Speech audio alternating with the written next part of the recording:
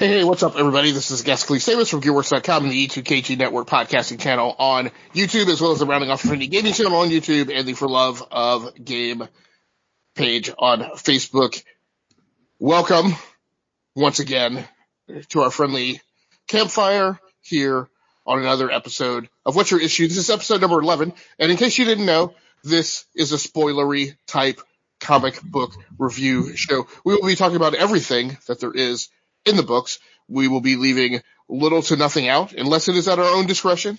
And so if you haven't read the issues of the comics we are about to talk about, please stop the podcast, go read those. It's Monday night. What are you doing? You're supposed to be done. New comic book day is Wednesday. That's why we was a heavy week. It was a heavy week. And you know what? You know what the bad thing is? That's not the bad thing. The bad thing is next week is even worse. It's going to Christmas. Yeah, like the list of comics Marvel is publishing next week is entirely ridiculous. That is the voice of my co-host. Ever since Disney has given them big money making from the movies, they just make more comic books now. Right. That is the voice of my stalwart co-host, Mr. Stephen Laura. How you doing, Stephen? Hi, I'm doing good. Good. So, if you're not familiar with the format of our show, we get together every week and we on air in a live show review roughly about 6 comic books from DC, Marvel, or other various artists. Then we talk about the best reads that we read the preceding week, our honorable mentions, which are any comics that we would have normally rated an 8.0 or above. And then we also tell you the vast majority of what we're pulling next week so that you have some sense of what you can expect on the podcast. First of all, as far as episode number 10 last week, I want to apologize. There was an audio quality problem if you pulled the podcast from SoundCloud or Pocket Cast. The problem is that I set up one workstation each month to be my podcasting and hardware reviews workstation. I am also currently doing a weekly tech talk for a group of game streamers that I'm a member of on Facebook.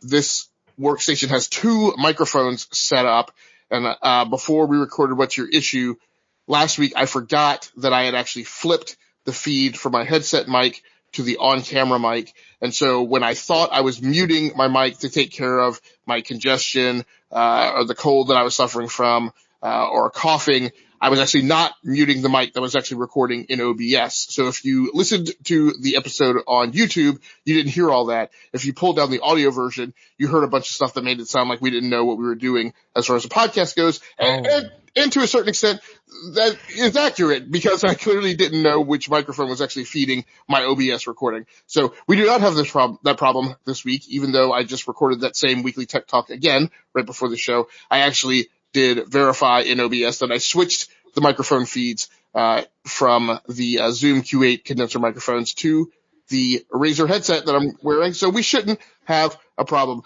First book in the rundown, Batman Annual number 3. Now, what I said on Twitter about this comic is my big concern is that in the rush to gush by the comic book media and fans to voluminously talk about the Batman Who Laughs number 1, which we are also going to talk about on this episode, that people would ignore Batman Annual number 3.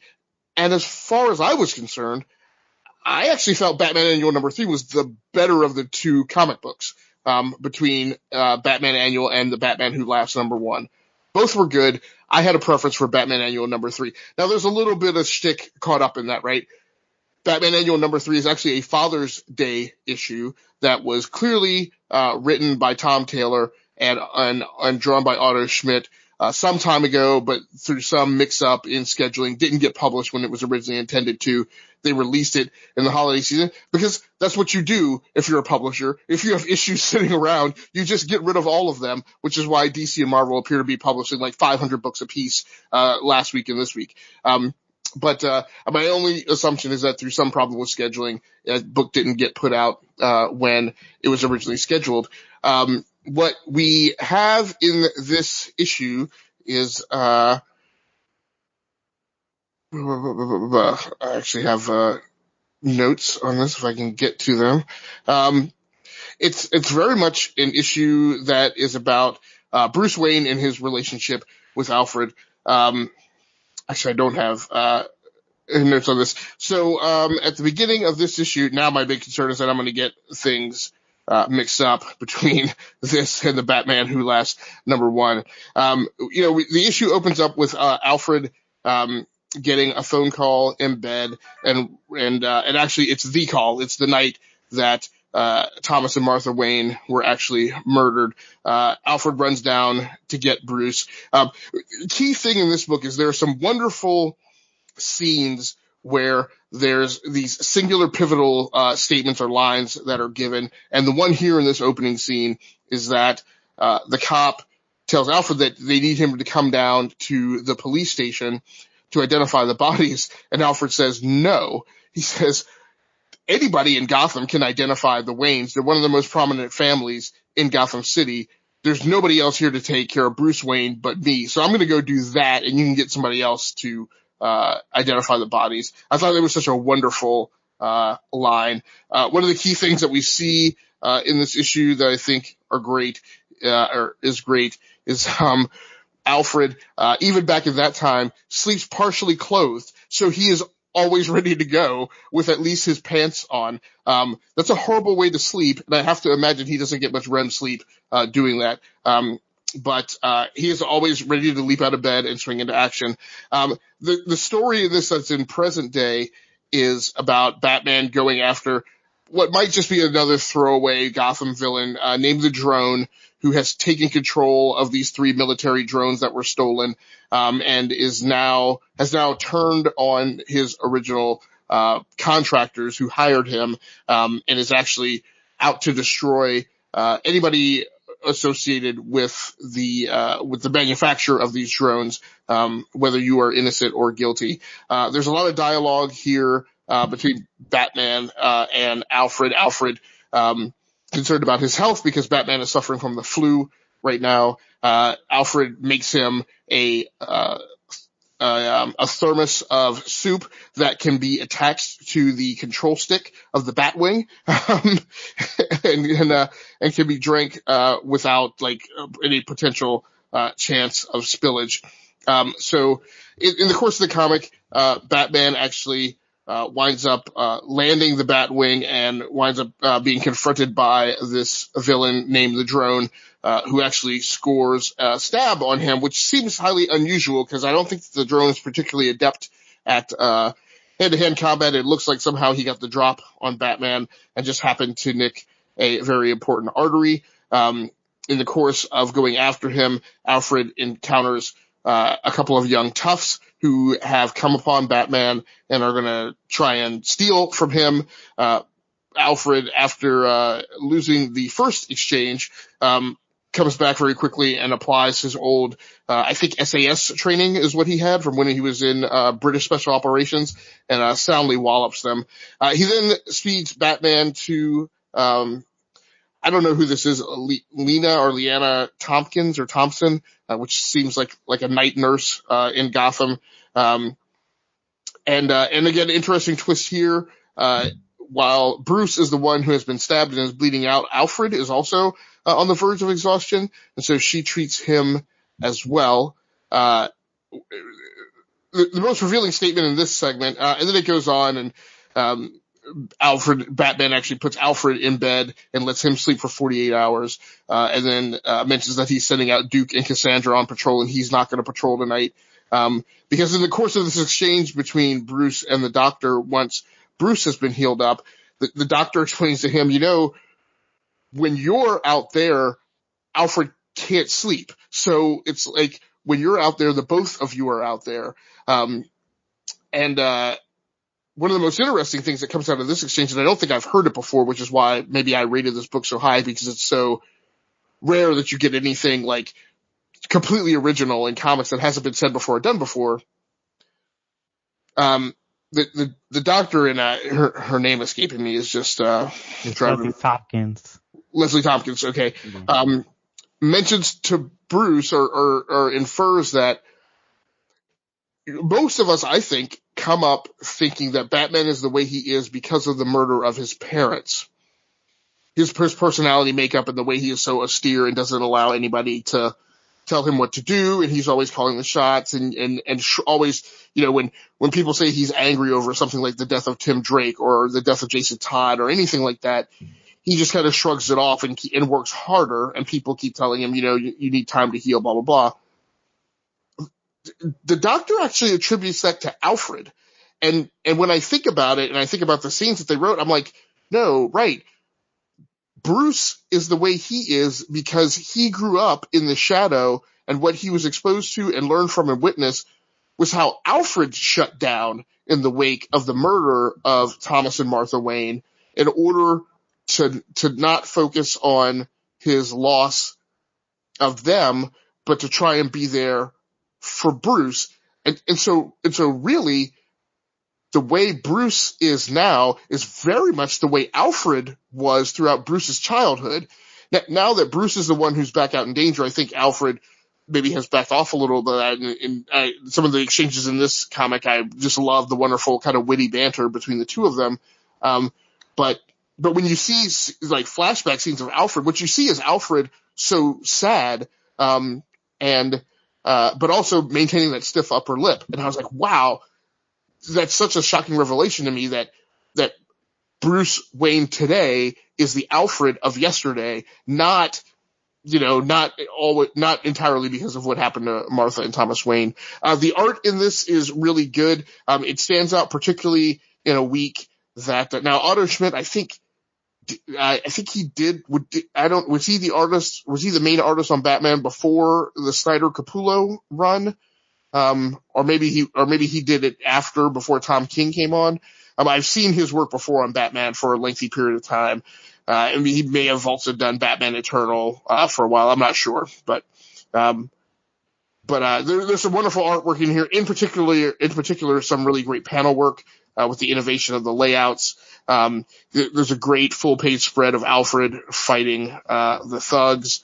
And so the backlight coloring in the dark. I mean, it's always difficult in Gotham, as dark and murky as it is, to really make colors pop but not be overpowering. And Otto Schmidt definitely nails that almost perfectly, including in these scenes where there's a lot of explosions and Batman and the drone are fighting against a burning backdrop. So Stephen, I know that you read this issue. I wound up rating this issue a 9.0 out of 10. I'm curious as to what your thoughts on it were. I would give it the same score. I really did like this a lot. I just like the way Tom Taylor actually writes Batman and Alfred. It seems like he really knows the characters very well. I just like the story a lot, and it was a nice Father's Day story. I wish it did come out on Father's Day, but it was nice to have it come out finally. I mean, eventually.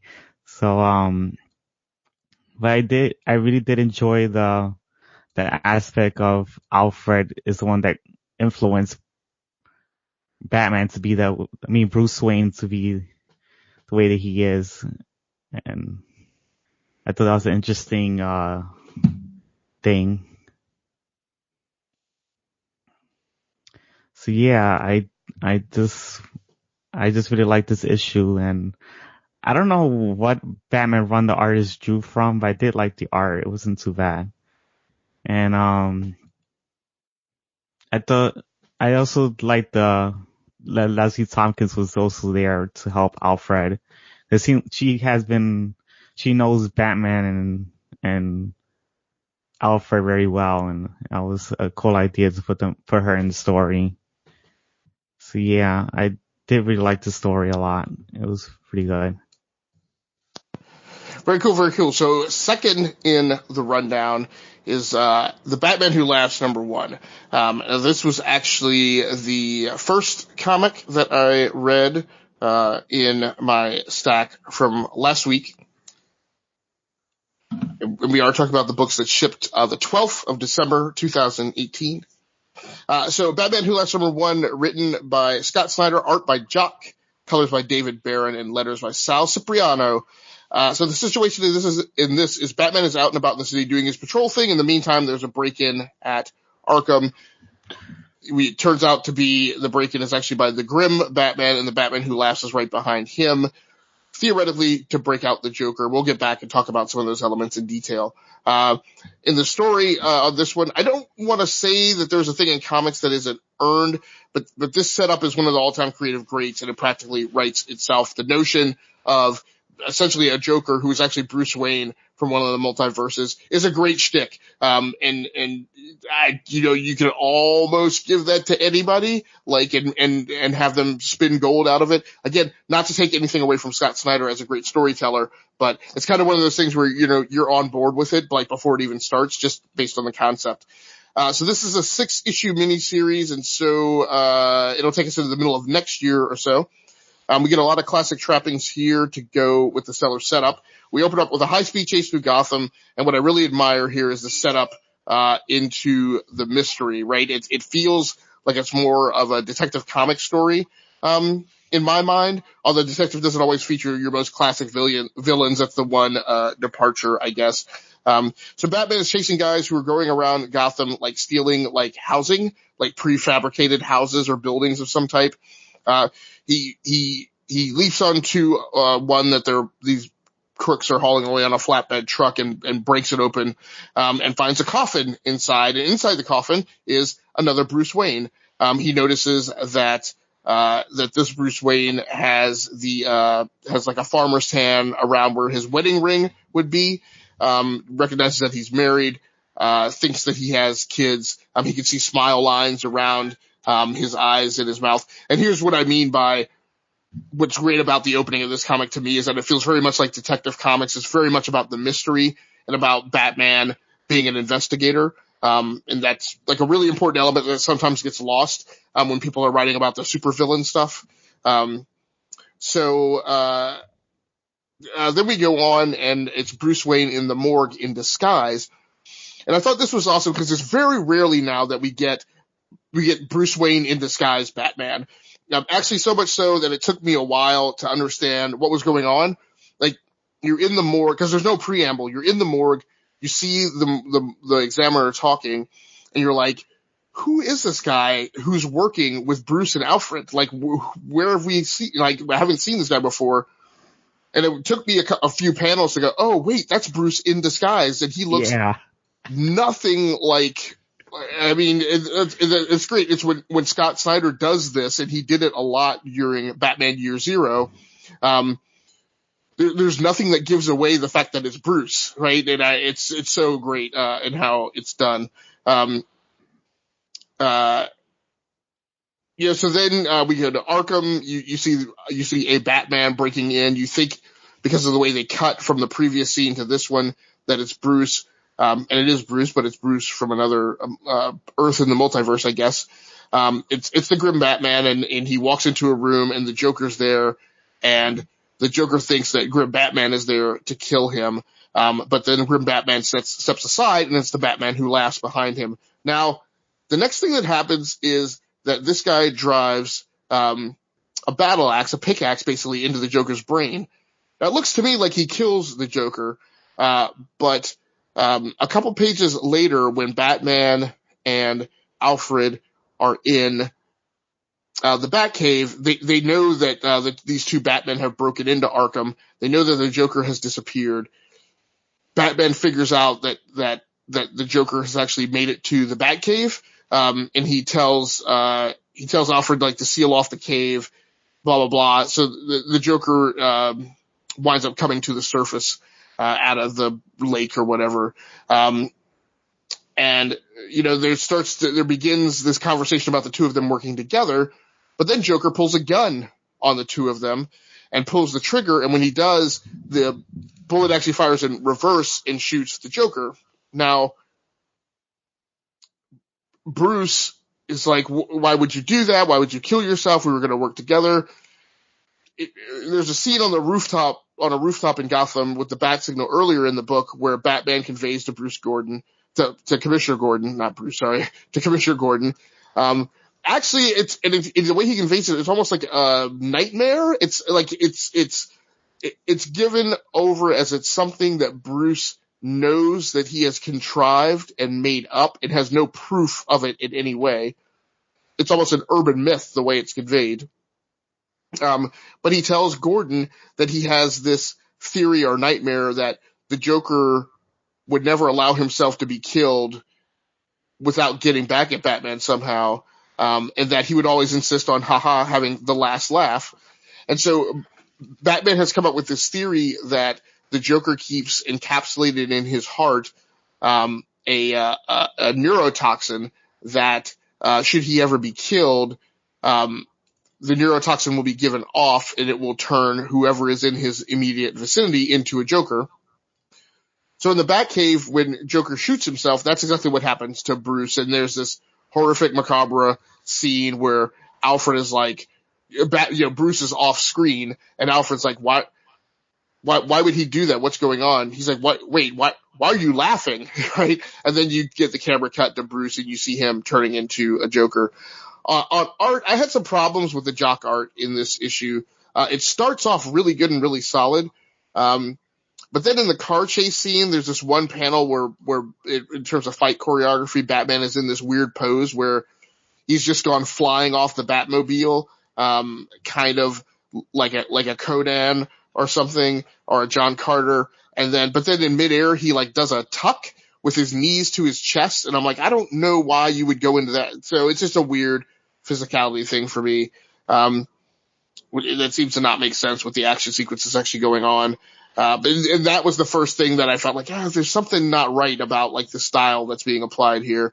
Then it seems like as the issue goes on, the art gets a little more abstract and a little more impressionist. Until the time that you get with the Joker is clearly not done to represent any accurate representation of human physiology. It's deliberately drawn to look kind of crazy, in a way that wouldn't actually normally exist in our world.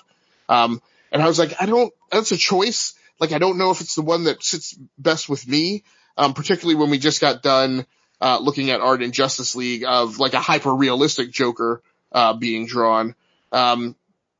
So then there's a point where the proportionality on Batman just looks like ridiculously skinny. So I don't know. I felt, there were some points that I just felt were very contrived and maybe were deliberately trying to be artsy, so to speak. And I would have preferred just like maintaining the same style all the way through. At the end, I scored this book a 7.5. It's a really great setup, really great story. The other Bruce in the coffin was a really nice touch. There's just a couple of nits that prevent, in my mind, the storytelling from tying everything together. In meaning that intersection where script meets art. And that keeps this from being a masterpiece, in my opinion. Steven, I know that you read this issue. What did you score this book? And I give it a 7.5 as well, because the art wasn't that great. I agree with that. And I just got annoyed with the whole Joker getting killed again, because he died in Endgame, which is like the end of Scott Snyder's run for Batman. Okay. And he brings him back alive in Dark Knight Metal, Scott Snyder, and then he kills them again in here. And and again, we don't know what's going on because we see a Joker get killed, what looks like, what appears to be killed, and then we see a Joker reappear like a few panels later. So, and he was just in Legion of Doom and leads the team, and it's like, what, this happens after that, or? So herein lies my problem, and it's why I won't go on a full-blown rant. It's why I don't like the multiverse.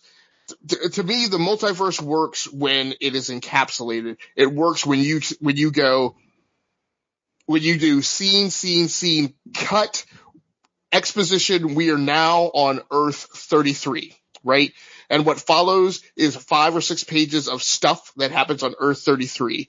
Scene, cut, exposition. We are now back on Earth 1, right? Like the clear separation of stuff that's going on, or exposition that says this is this character, like this whole like bait and switch thing of like, oh well, you don't know, this is the Joker from this, and this is the Joker from that, and this is the like.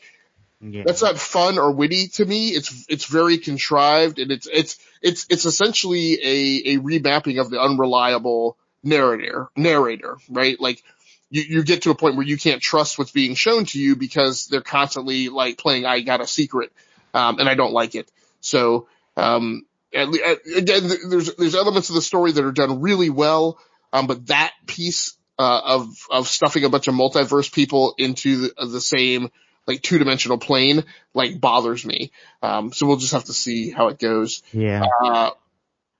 Anything else? And Yeah, go ahead. and if Joker is dead again, and just don't like that they're using death as a plot device again. I just tired of seeing it done in comic books. Right. So go ahead and talk to us about the Infinity Wars Ghost Panther #2. I shouldn't interrupt you because I didn't actually read this issue myself. Okay. This the first issue was with it introduced a story where um there's a Martian war that invades the Earth, and T'Challa's father ends up abandoning his T'Challa into the United States, and T'Challa becomes a motorcyclist, like a daredevil kind of thing, and he ends up getting killed in one of the events, and we also find out during the Martian War that Killmonger when he was, I think the Martian War happened a long time ago, but yeah, in the Martian War, Killmonger, when he was a younger child, he was him and his mother got abandoned from Wakanda as well, and eventually when Killmonger grows up, he wants revenge on T'Challa's father, so he ends up going to kill T'Challa's father, and for some reason they decide to resurrect T'Challa, and he becomes like some ghost panther god thing, and he goes to fight Kill Raven. That's what it was called Kill Raven. It was a combination a character called Night Raven and Killmonger. And, so yeah, T'Challa goes over there he goes back to Wakanda and fights off Kill Raven, and he kills him off eventually with, Shuriri, which is supposed to be like a Shuri and a Riri Williams Ironheart mixed together. So they did that, and so yeah, they're both working together, and there's also another the Panther that he has it ends up being the spirit of his father as the Panther, which I thought was pretty interesting. So the Panther is T'Chaka, and T'Challa's riding the Panther, so they go defeat Killraven. That was pretty much it. And I gave this 8.0 because I thought it was an interesting story. It was very different for me, and I liked the ways it did blend Ghost Rider and, I like the way it did blend the worlds of Ghost Rider and Black Panther into one thing. Okay, cool, man. Very good to hear. On to Champions #27, written by Jim Zub, art by Max Dunbar, with Nolan Woodward on colors and Clayton Cowles on letters. So this was a drop-in issue for me. I haven't been reading Champions along the way. Right away, so this is a tale of the Titans operating in another dimension. I'm sorry, the Titans, the Champions, because of course I would get the Champions confused with Titans, operating in another dimension. So, over here some of them have lost parts of their memory, or it's being repressed, and they've taken on alternative personas. of themselves. So you have the standard lineup. So you have Amadeus Cho. You have, it's hard for me because their names in the front of the book are actually given off as different than their names. But you have Riri, Miss Marvel, the Vision's daughter, Miles Morales, and a new character they name Snowbird. Not Snowbird, but Snow something or other. Her fantasy world nickname is Snow Gore. But she is Canadian from an Inuit tribe, which just makes me feel like she's related to Snowbird, from the old character from Alpha Flight, who I think was. I was thinking too. Yeah, so maybe there's some connection there that they'll revisit at some point. But the story is the tale of Sam Alexander, who has been whisked away to this alternate dimension, to Weird World, essentially. And one other character was also taken with him. But Sam, I guess, leading into this, had lost his powers or lost access or just stopped using his Nova equipment. But he is repowered when he goes to this dimension. And now the powers are innate. They're not part of necessarily a set of devices. He apparently had some ability to siphon and direct energy in this world. I'm not really sure. The new Wasp is in this as well, the Russian girl who I think turns out to be the daughter of Janet Van Dyne. So this is a conclusion story. There's a big fight between all the champions and these forces of evil essentially on this planet, who are trying to enslave the populace, as one would expect. There's a bit of the Titans fighting, of the champions fighting each other. This is hard because I read Titans number 31 this week also. Probably not the last time that I'll say the champions as I try and get through this. One thing I will say, there's a beautiful 16 panel thread, and this is just not something that you see in comics. I don't know, ever. But there's a lot of personal challenges in this book, and as the kids try and recover who they are. Vision at one point merges with our Viv, I think this is the girl's name, merges with Ironheart's armor, and they become like a completely separate, like, new being, because Viv, is able to make their armor like react faster and take on new battle configurations.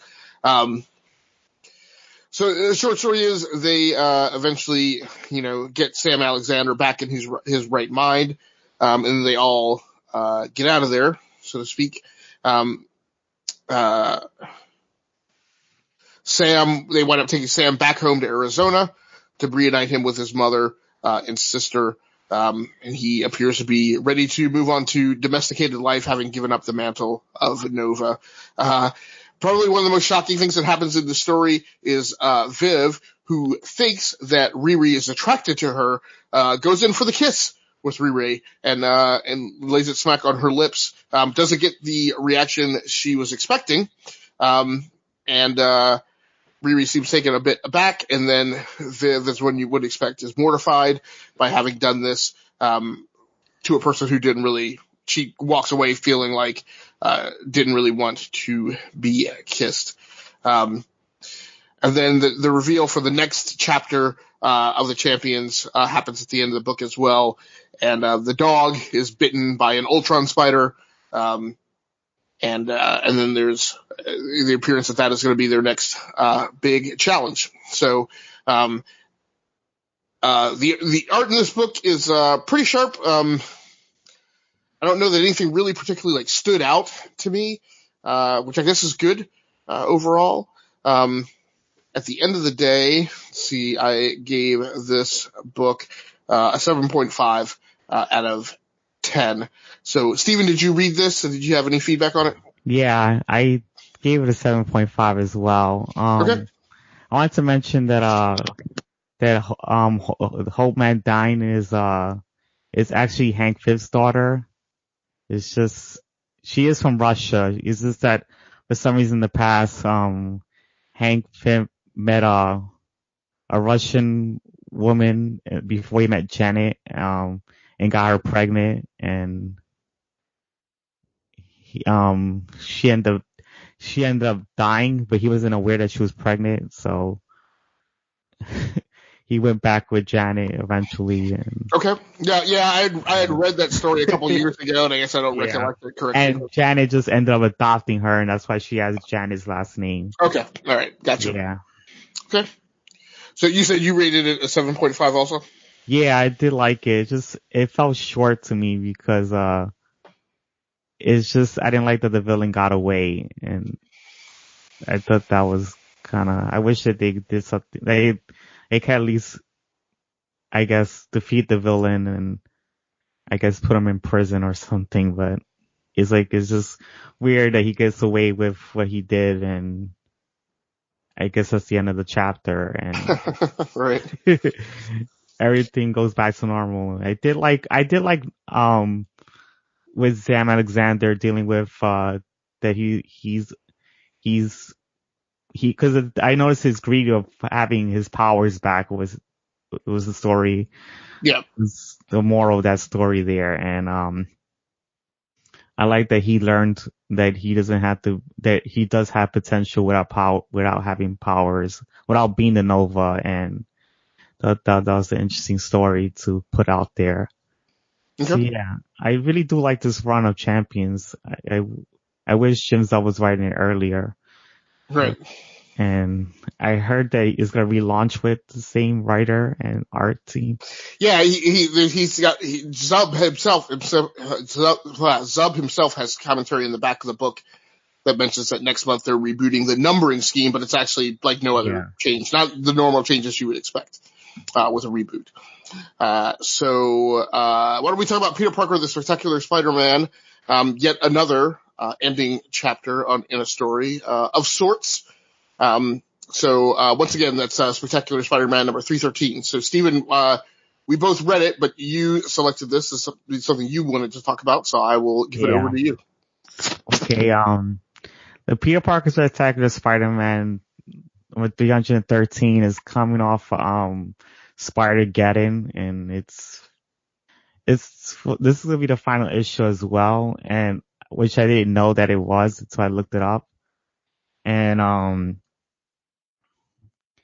what is it? So yeah, this leaves off the chapter where Peter Parker gets some darts with some guns and to take down Moreland, and while he tries to take him down with like darts, it really doesn't affect him that much, but the cops came because J. Jonah Jameson had called the cops to take him down, and Peter Parker didn't like that.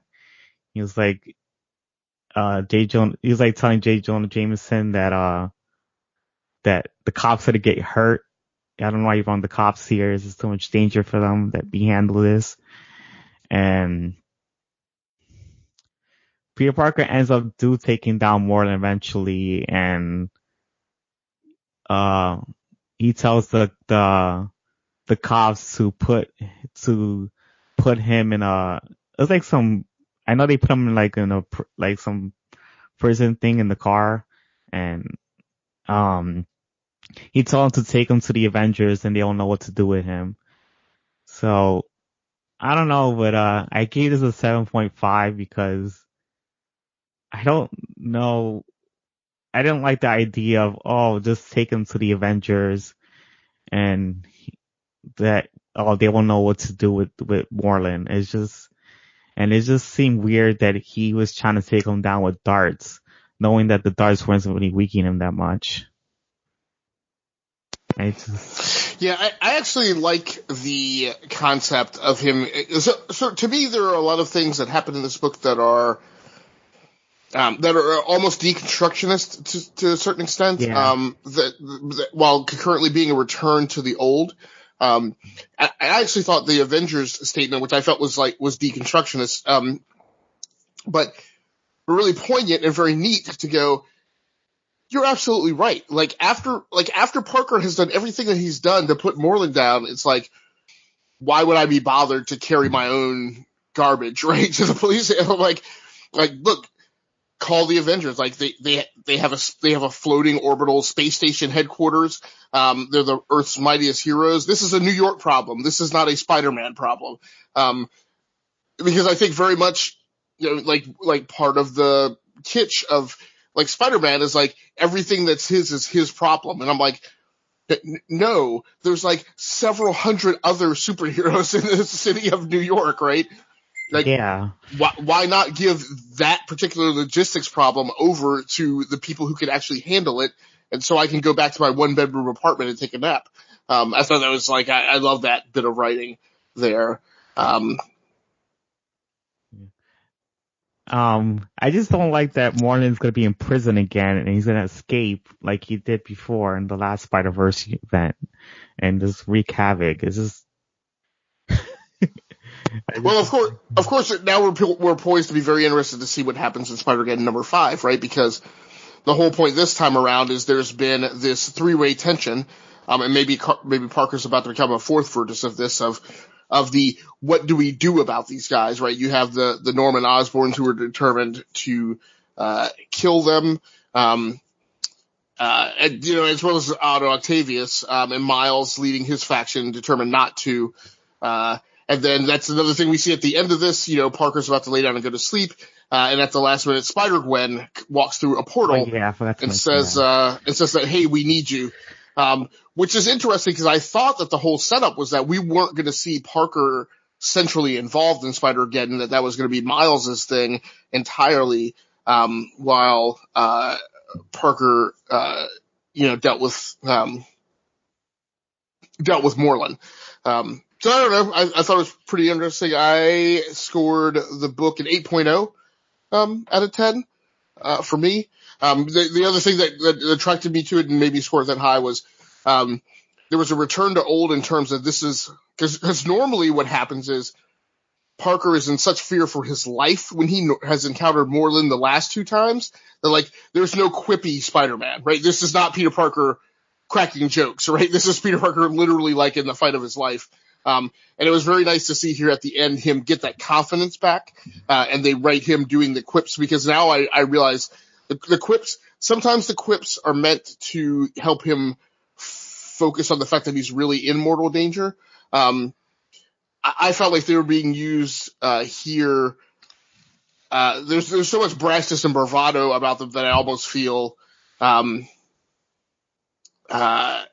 it's hard to tell if he actually feels that way or if he's masking, fear again. But overall, I thought it was a pretty good issue. I do like the way Peter Parker's written in this issue. Yeah, just after we've had months of like Peter Parker being separated from Spider-Man and like all this kind of stuff which has changed the kind of voice, as you mentioned, he's been written in. So yeah, I like one of the key things that attracted me to this issue is that feeling that it's a return to old of Peter Parker. So why don't you take us out with the last thing with X-Men Red number 11? Oh, I noticed I keep forgetting to mention the creative teams, but oh well. I'll just move on from here, I guess. X-Men Red number 11 is written by Tom Taylor. I think I do have the artist in mind. But yeah, the artist is oh god. It's Raj Antonio. Yeah. With this one is this another final issue of the X-Men Red series, and it's finishing a chapter where Cassandra Nova has made like a machine that supposedly is supposed to amplify her mind control powers to control all the civilians, to attack all the mutants and put their hate towards them.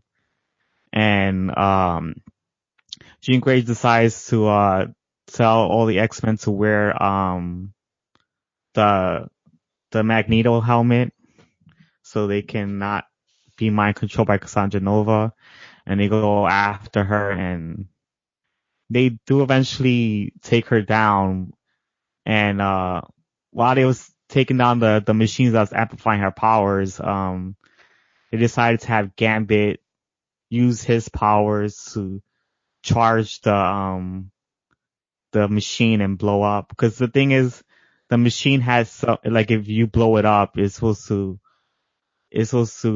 put nuclear like atom, I guess, fumes into the world, and everybody being affected by nuclear, I guess, atmosphere. So the only way to rectify that was with Gambit using his powers, and I guess it's supposed to change the nuclear fumes, which doesn't make any sense to me, but whatever. But yeah, they end up taking down Jean Grey and not Jean Grey, Cassandra Nova, and they took Jean Grey takes her down by putting empathy into her brain, and she feels bad for what she did, and she gets, I guess she goes to prison, and Jean Grey does a big speech on how mutants shouldn't be hated. They're just the same as humans. We're all equal in one way or another. And at the end, and I don't know. It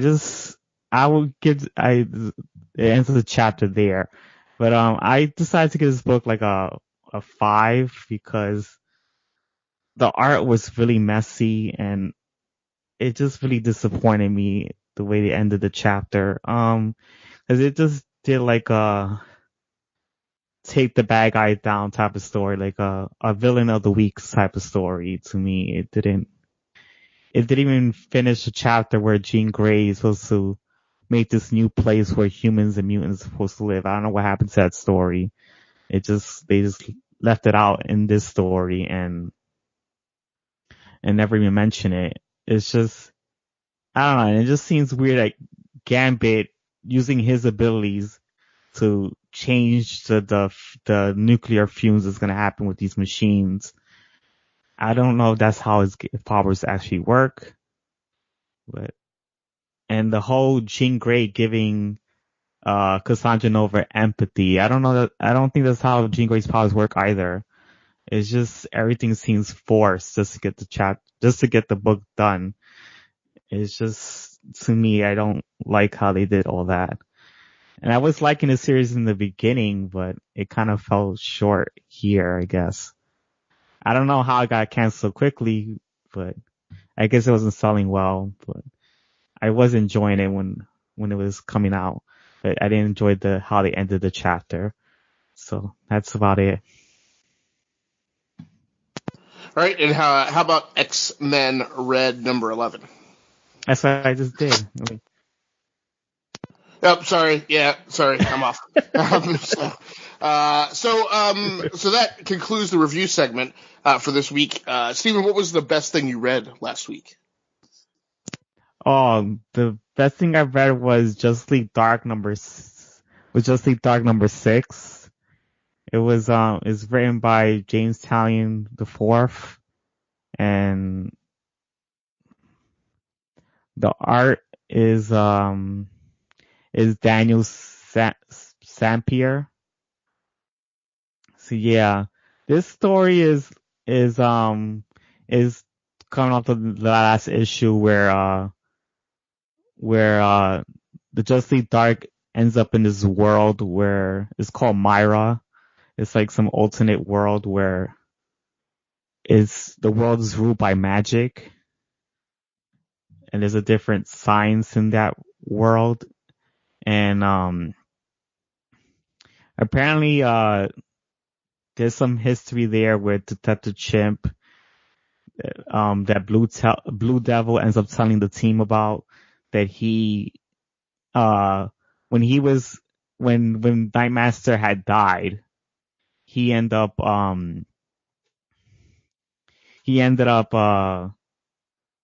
giving the sword to Detective Chimp. He had the mantle, but he felt like a failure, and he never lived up to anybody in the world of Mira, and nobody didn't believe in him. He was always failing as being a hero of that place.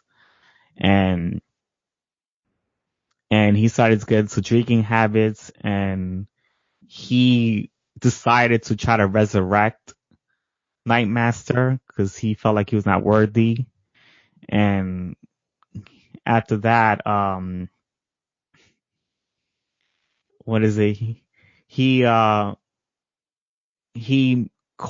he didn't get to resurrect Nightmaster. What he did was made zombies invade the whole entire world, the mirror place, and they are fighting off this zombie war that's what the people are doing. And he abandoned the place. He never came back, and that's the Sleep Dark is fighting off of. And Blue Devil had put the Detective Chip in prison because he said he's the one that caused all this.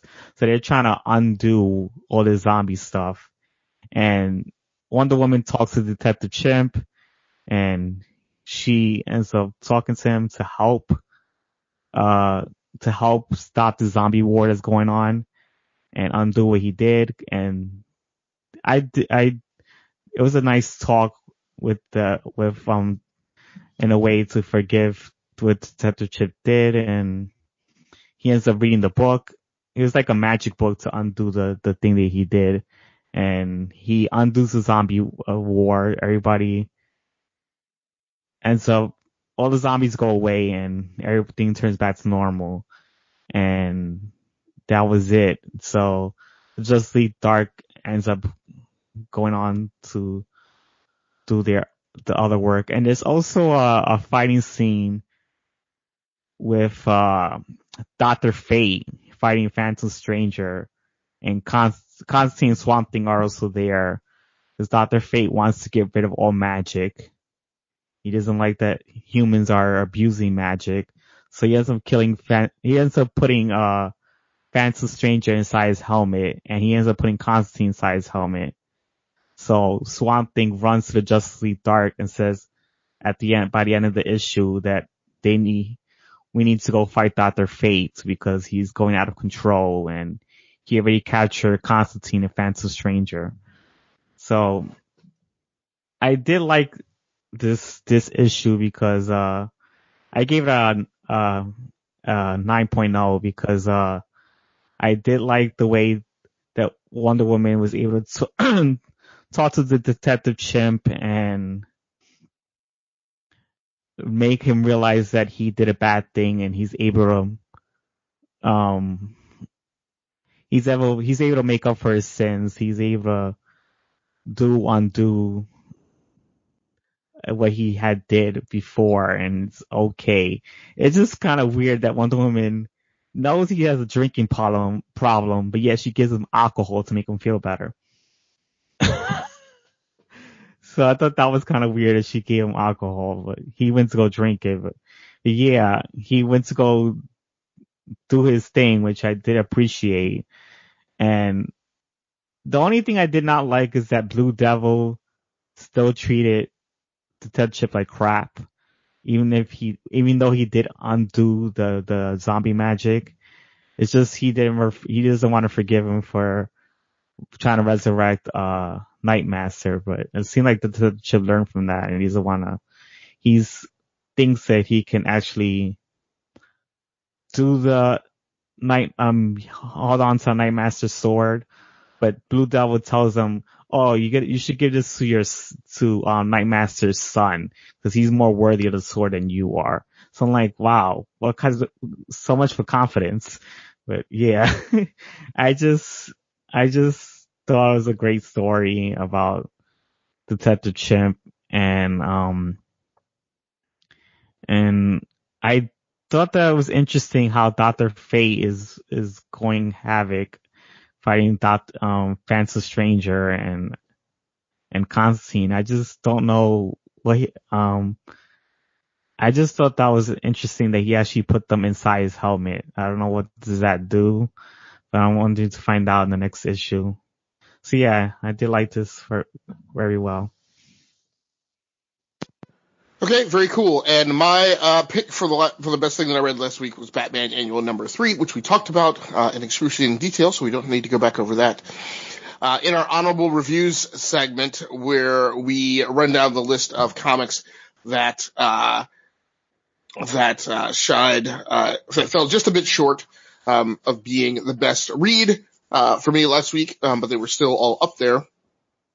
Peter Parker, The Spectacular Spider-Man number 313, I rated an 8.0. Titans number 31, I rated an 8.5. The Empty Man number 2, which is a great opportunity to get Cullen Bunn back on a horror comic, and it reads just as great as Harrow County and some of the other things that he's done before. So I, for one, came away a huge fan. Again, The Empty Man number 2, which I don't know why I didn't write it down on here. I don't remember. Is that Boom? I think that's Boom. I don't know. I never read that series. Yeah. Or heard it. And then the last thing in my pick from honorable mentions was Miles Morales Spider-Man number 1, which is a reboot of the series. And while you run down yours, I'm gonna go pull the creative team's name because I forget who it was. But I rated that comic an 8.5. Yeah, I know the writer was Saladin.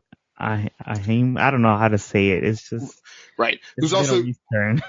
Who's it's nice. I've seen him coming up through the ranks, and it's nice to see him getting on some more prominent. Yeah, he's a very good writer. I like his Black Bolt. I like his Exiles, and he's gonna write Miss Marvel, I heard. Yes, yeah. I haven't been able to tell. Torch finally.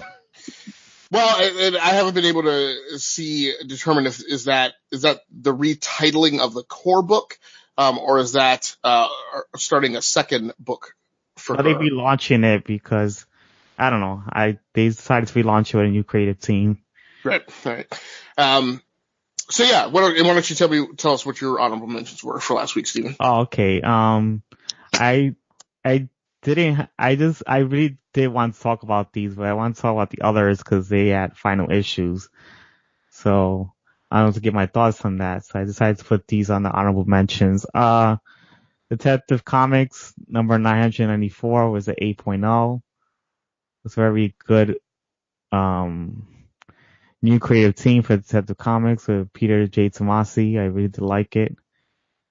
There's Flash number 60, which mentions a new hero called Flensa with the Strength Force. I thought she was an interesting hero. There's Sideways 11, number 11. I gave it an 8.0 because it gave a nice revelation to Sideways' mother that I didn't know about. There's Star Wars Dr. Offer number 27. I gave it an 8.0 as well. I didn't get to talk about this because it just gave the same story as the last issue. You just meet new characters that they run into and they're still trying to defuse the bomb, which it didn't do much for me. But I still liked it. Spider-Girls number 3, I gave it a 7.5. I did like this miniseries.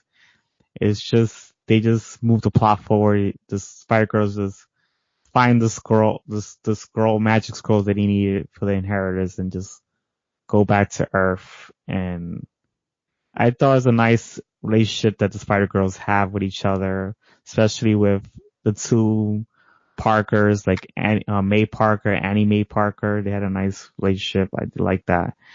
And Infinity War Sleepwalker number 4, gave it a 7.5 because I did like finding out about Sleepwalker. It was interesting. I never knew about the character, and it's just him finding his human identity in the new Infinity War world.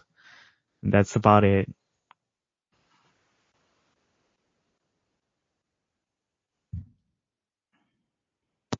Okay. And then for next week's polls, we're coming down here to the end of the show. I am up first, so I will run down the rather exhaustive list. Next week, just by happenstance, is I probably only do a couple of these weeks now throughout the year.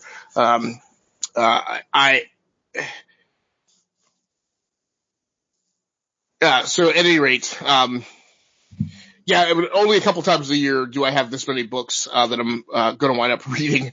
I'm at my max capacity next week with 12 books total.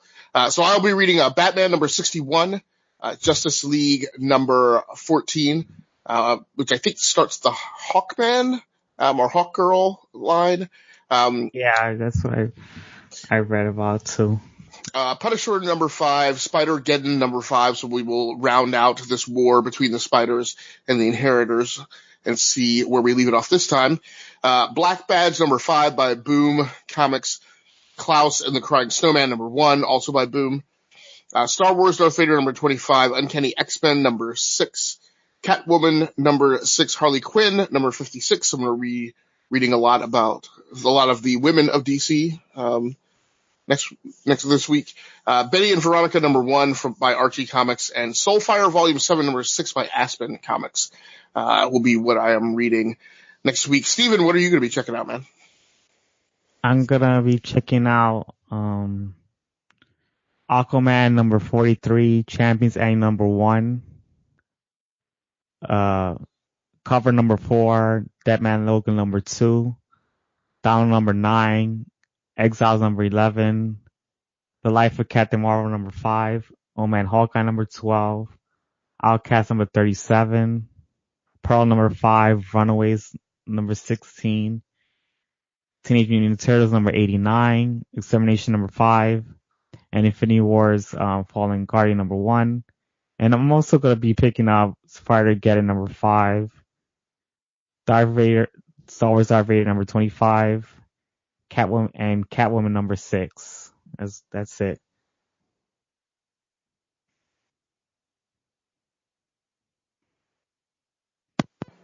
And then things that I'm going to add to my list from Steven's polls is I will also read cover number 4, and I just had it, and Outcast number 37. Yeah, I'm glad it's back. I was looking forward to that. All right. Well, thanks so much for joining in with us tonight. I apologize if I got a little punchy.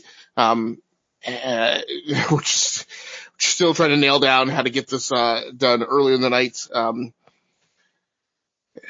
So maybe we're not so, at least I'm not so foggy and start saying gibberish on the microphone.